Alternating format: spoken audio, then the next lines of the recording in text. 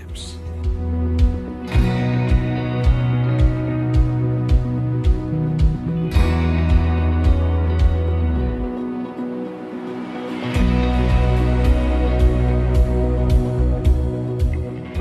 He and Kamala will work as hard as you do every day to make this nation better.